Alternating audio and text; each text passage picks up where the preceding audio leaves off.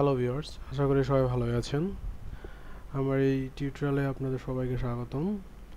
আজ আমি আপনাদের সাথে একটি ট্রিক্স শেয়ার করব, তা হচ্ছে কিভাবে নামবিহীন কোনো ফোল্ডার ক্রিয়েট করা যায়।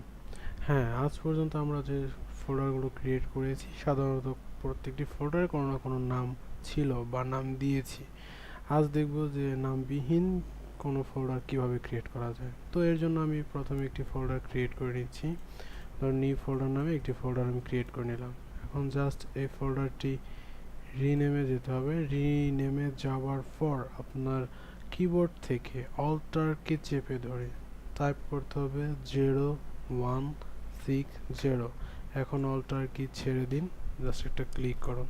হ্যাঁ, দেখতেই পাচ্ছেন যে আমার ফোল্ডারটি ক্রিয়েট হয়ে গেছে, কিন্তু ফোল্ডারটি কোনো নাম নেই, মানে নামবিহীন একটি ফোল্ডার ক্রিয়েট হয়ে গেছে। এখন আমি এই ফোল্ডারটি ওপেন করতে পারছি, কিন্তু এখানে just administrator desktop slash zero, কিছুই দেখাচ্ছে না, ফাঁকা, মানে এই ফোল্ডারটি আমার কোনো নাম দেওয়া নেই। তো এভাবে আমরা নামবিহীন কোনো ফোল্ডার ক্রিয়েট করতে পারি।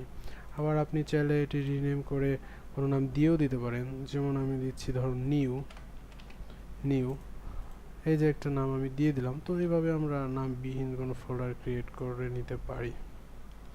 তো বন্ধুরা, আমার নেক্সট টিউটোরিয়াল দেখার আমন্ত্রণ জানিয়ে আজকের টিউটোরিয়ালটি এখানেই শেষ করছি। আল্লাহ হাফেজ, সবাই ভালো থাকবেন।